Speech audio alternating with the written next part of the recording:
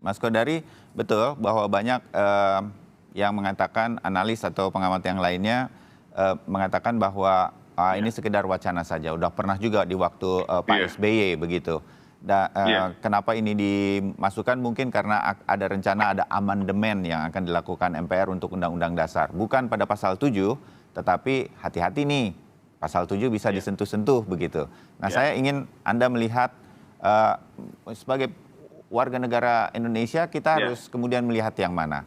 Mohon maaf, Bang Ali gitu. Dari iya, istana nih kadang-kadang juga ada iya, komitmen-komitmen yang bertentangan begitu, yang seperti tadi iya. sudah dikatakan begitu pada saat ini juga kan. Nah, hal semacam ini yang kontradiksi-kontradiksi seperti ini yang membuat kemudian publik rakyat Indonesia nih, saya harus ngelihat yang mana begitu. Adakah yang kemudian bisa Oke, meyakinkan oke, rakyat kita Indonesia? identifikasi Hmm, begini Mas Bayu, kita identifikasi ya. Kalau kita bicara amandemen Undang-Undang Dasar 45, pada dasarnya ini kan berpusatnya di MPR ya. iya, Karena yang punya suara untuk mengusulkan, memutuskan itu MPR. iya, Bukan M. Kodari, bukan Ferry Amsari, bukan Bayu, dan bukan Bang pula Ali. Al Mukarram Ustadz Ali Muhtar Ngabalin. Begitu. Kita di sini cuma bisa berbicara saja begitu. Ya, Nah, kalau kita lihat MPR, sesungguhnya gagasan atau ide amandemen itu kan udah berseliweran begitu ya, dan bukan barang betul. baru.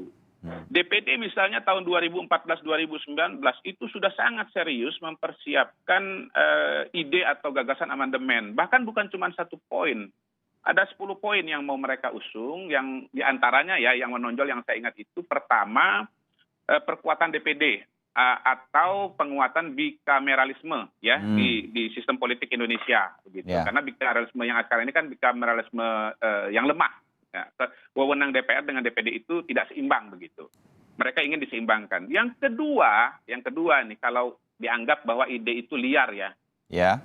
calon presiden perseorangan. Gitu. Hmm, Calon presiden perseorangan.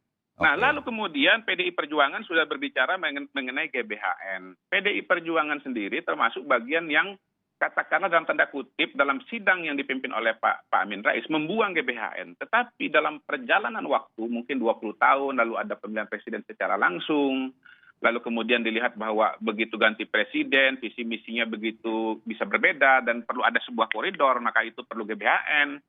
Dia sudah mengusulkan tentang GBHN. Nah, Hmm, kemudian ya, tanggal 17 Agustus tahun 2019, itu Pak Prabowo, Ketua Umum Gerindra, itu pidatonya itu mengatakan, kita ingin mengembalikan Undang-Undang Dasar 45 kepada aslinya. Jadi artinya begini, poin saya adalah bahwa ide dan gagasan itu akan muncul banyak sekali begitu. Nah, hmm. saya pribadi melihat ya bahwa yang namanya konstitusi kita, undang-undang kita, ya kebijakan publik kita itu harus menjawab tantangan zaman gitu loh. Ya. Ya nggak boleh berumah di atas angin, di atas bulan begitu lalu kemudian seolah-olah putus dengan apa yang terjadi. Waspadalah gitu loh. Oke. Bahwa isu Ya. polarisasi itu dengan apa ya dengan perkembangan media digital seperti sekarang ini ya itu Hmm, bisa sampai titik yang sangat berbahaya ya.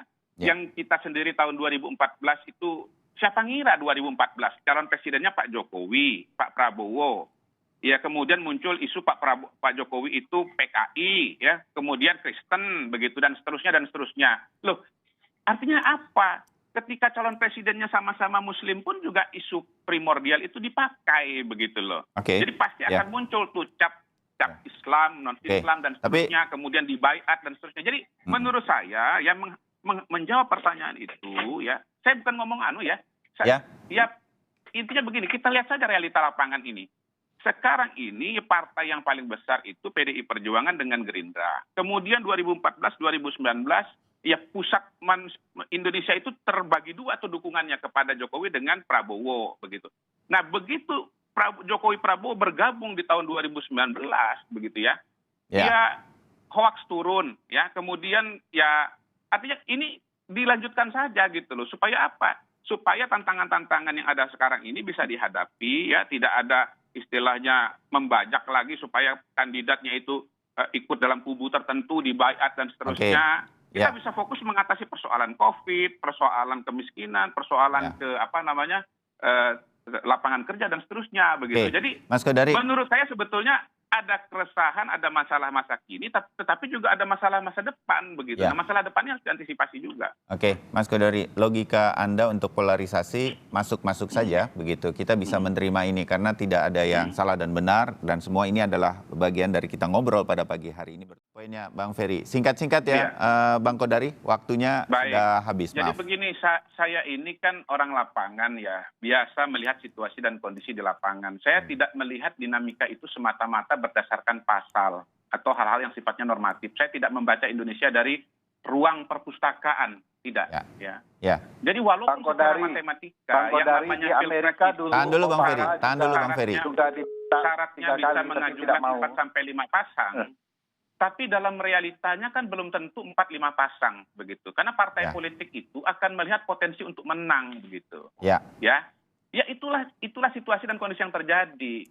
Coba Bang Ferry berpikir dari kacamata para politisi, dari partai politik begitu. Mereka mau mengajukan calon yang nggak populer, peluang menangnya kecil, ya nggak jadi gitu loh. Itu yang pertama. Yang kedua, yang namanya 4-5 pasang calon itu, ketika berhadapan dengan pasal harus memenangkan 50% plus 1, maka bisa jadi ada putaran pertama, putaran kedua. Oke, pada putaran pertama ada 4 calon, lalu kemudian calonnya terpecah-pecah begitu. Tetapi begitu cuma dua calon, itu akan terjadi yang namanya head to head.